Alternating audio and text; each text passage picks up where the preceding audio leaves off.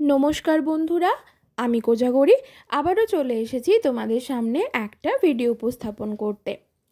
आज आमी তোমাদের কাছে যে ভিডিওটি উপস্থাপন করতে চলেছি বা পেশ করতে চলেছি সেটা হলো বন্ধুরা আগামী বুধবার হলো আশ্বিন মাসের 1 তারিখ অর্থাৎ পয়লা আশ্বিন বিশ্বকর্মা পুজোর পরের দিন। এই পয়লা আশ্বিন অর্থাৎ আশ্বিন মাসের মহা বুধবারের মহা কিছু স্পেশাল টোটকা তোমাদের সামনে শেয়ার করব, যেটা আগামীকাল পয়লা আশ্বিন আগামী পয়লা আশ্বিন মহা বুধবার তোমাদের এই ক্রিয়াটা করতে হবে। ভীষণভাবে উপকৃত হবে, ফললাভ হবে। কিভাবে কি করবে সমস্তটাই জানাবো, তবে চলো তার আগে আমার চ্যানেলের ইন্ট্রোটা দিয়ে ফেলি।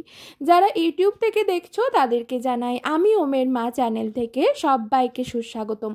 আশা করি সকলে খুব ভালো আছো, সুস্থ আছো, আমিও ভালো আছি।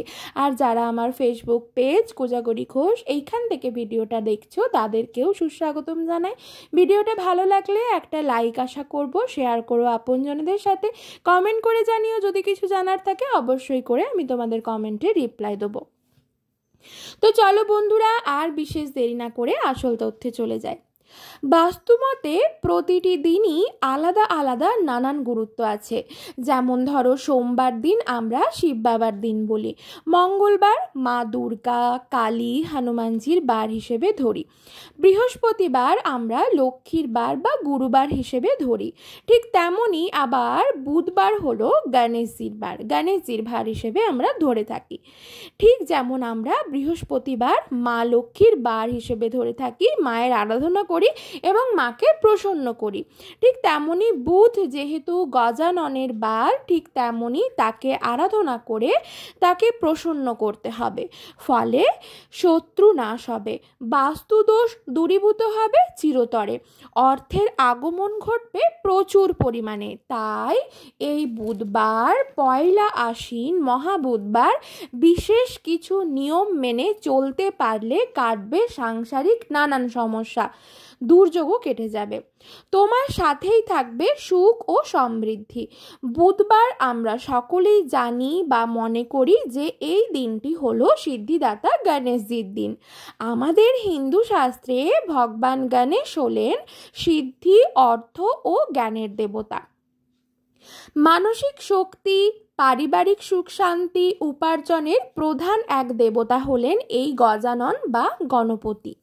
হিন্দু শাস্ত্র অনুযায়ী কোনো ব্যক্তি বা মহিলা যদি প্রতিদিন সংকট নাশন গণেশের স্তোত্র পাঠ করতে পারে তবে তার জীবনে সমস্ত বাধা বিপত্তি দূর হয়ে যায়।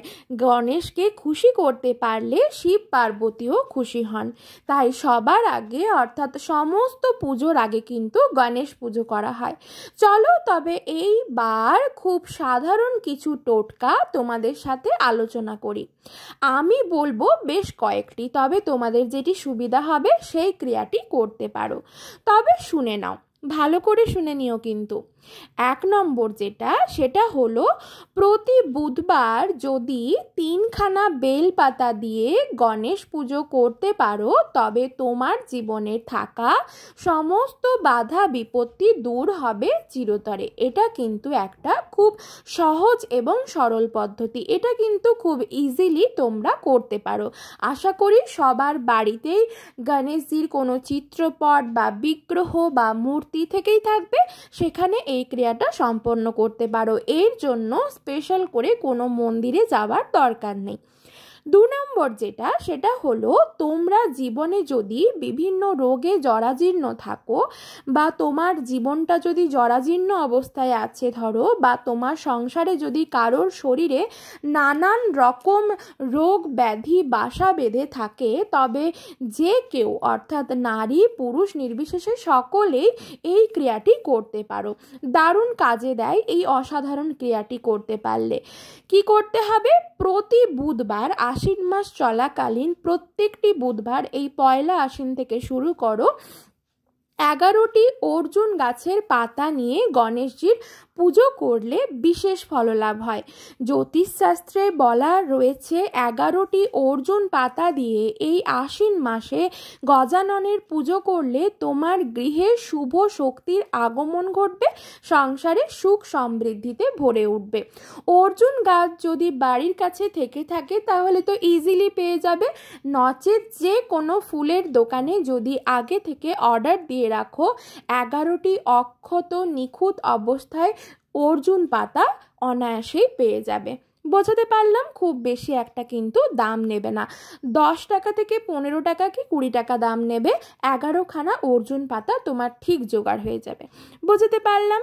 3 নম্বর যেটা, সেটা হলো শাস্ত্র অর্থাৎ জ্যোতিষ শাস্ত্র মতে ওক গাছের পাতা, একটি পাতা দিয়ে, ওক গাছের একটি পাতা দিয়ে যদি প্রতি বুধবার গজাননের পুজো করতে পারো তবে তোমার আর্থিক সমস্যা দূরীভূত হবে চিরতরে। একটি ওক গাছের অক্ষত পাতা পরিষ্কার করে ধুয়ে গঙ্গা জল দিয়ে শুদ্ধ করে তাতে গোলা সিঁদুরের 3টি ফোঁটা দেবে, লাল গোলা সিঁদুরের। তারপর সেটি গজাননের পায়ে নিবেদন করো, ফলে তোমার সংসার ও জীবন সুখ সমৃদ্ধিতে ভরে উঠবে। তবে এটি এই আশ্বিন মাসের যে কোনো বুধবার থেকে শুরু করে প্রতি বুধবারই করতে পারো। এটা পয়লা আশ্বিন থেকে শুরু করে পুরো আশ্বিন মাস এবং কার্তিক মাস, এই দুটো মাস ধরেও করতে পারো। ওক গাছ যদি বাড়ির কাছে থেকে থাকে তাহলে তো ইজিলি পেয়ে যাবে, নচেত ঠিক একইভাবে অর্জুন গাছের পাতার মতো বলবো যে কোনো ফুলের দোকানে যদি তুমি ওক গাছের পাতার অর্ডার দিয়ে আসো ইজিলি পেয়ে যাবে।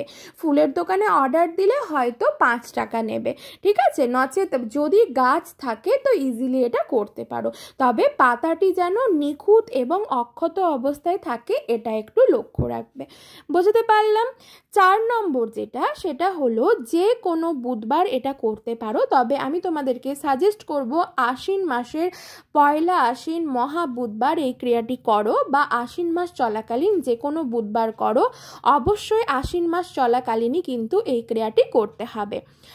আশ্বিন মাস চলাকালীন যে কোনো বুধবার যদি ওং গং গণপতে নমঃ এই মন্ত্রটি 108 বার জপ করে যদি গণেশ রুদ্রাক্ষ ধারণ করতে পারো হলুদ অথবা লাল সুতো দিয়ে, তবে দেখবে এতেও কিন্তু তোমার নানান অসুবিধে দূর হবে।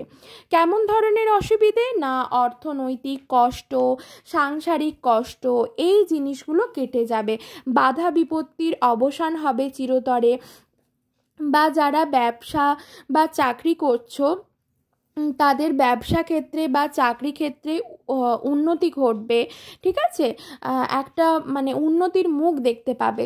বুধবার স্নান সেরে সকাল 9টার মধ্যে এই ক্রিয়াটা করতে হবে। বুধবার সকাল সকাল স্নান সেরে নেবে, স্নান সেরে সকাল 9টার মধ্যে ক্রিয়াটা করবে। শুদ্ধ হয়ে শুদ্ধ হলুদ বস্ত্র পরিধান করতে হবে, দিয়ে সেই গণেশ রুদ্রাক্ষটি হলুদ অথবা লাল কার বা সুতো দিয়ে 108 বার ওম গণ গণপতে নমঃ এই মন্ত্রটি জপ করে ধারণ করবে। তবে সেই রুদ্রাক্ষটি পরিধান করার আগে অবশ্যই সেটিকে রূপো দিয়ে বাঁধিয়ে নিলে ভালো হয়। যদি তোমার সাধ্য সামর্থ্য থাকে ওই গণেশ রুদ্রাক্ষটিকে একটু রূপো দিয়ে বাঁধিয়ে নিলে ভালো হয়। রূপো জিনিস খুবই শুভ, ঠিক আছে, অর্থনৈতিক দিককে উন্নতি করার জন্য। যদি অর্থনৈতিক সামর্থ্য মানে সাধ্য সামর্থ্য যদি তোমার না থাকে, রূপো দিয়ে বাঁধানোর সামর্থ্য যদি না থাকে, সেক্ষেত্রে এমনিও তুমি পরিধান করতে পারো, ঠিক আছে, এমনিও কিন্তু পরিধান করা যায়। যদি তোমার সাধ্য সামর্থ্য থাকে সেক্ষেত্রে বলবো, সাজেস্ট করব রূপো দিয়ে বাঁধিয়ে নিও, ঠিক আছে। দেখো, আমি কোনো জ্যোতির্বিদ নয়, কিন্তু জ্যোতিষশাস্ত্রে এমনটাই বলা আছে। আমি নিজে কোনো অ্যাস্ট্রোলজার নয়, কিন্তু নানান রকম জ্যোতিষশাস্ত্র ঘেঁটে আমি যেটা জানতে পেরেছি সেটাই তোমাদের সাথে শেয়ার করলাম। তবে তার আগে সেটিকে পড়ার আগে অবশ্যই শোধন করে নেবে। রুদ্রাক্ষটিকে ঘি, মধু, গঙ্গাজল, দুধ এবং গোলাপ জল দিয়ে শোধন করে নিবে। তারপর সেটিকে গণেশজির পায়ে ঠেকিয়ে নিবেদন করে তবেই তা ধারণ করবে, ঠিক আছে। এটা করলে হাতে নাতে ফল পাবে। 2 সপ্তাহের মধ্যে তোমার সকল মনস্কামনা পূর্ণ হবে। জ্যোতিষশাস্ত্রে এমনটাই বলা আছে। এই কাজগুলি করতে পারলে কেউ যদি ক্ষতি করবো বলে মনে করে না, সে তো তোমার কোনো ক্ষতি করতে পারবে না, তবে সে যে ধরনের তোমার ক্ষতি করতে চাইছিল উল্টে কিন্তু তার ক্ষতি হয়ে যাবে। গণেশজির কৃপা লাভ করবে, অপার কৃপা লাভ করবে। বন্ধুরা, এই ক্রিয়াগুলি করে দেখো, বিফলে যাবে না। সকলে খুব ভালো থেকো, সুস্থ থেকো, সাবধানে থেকো।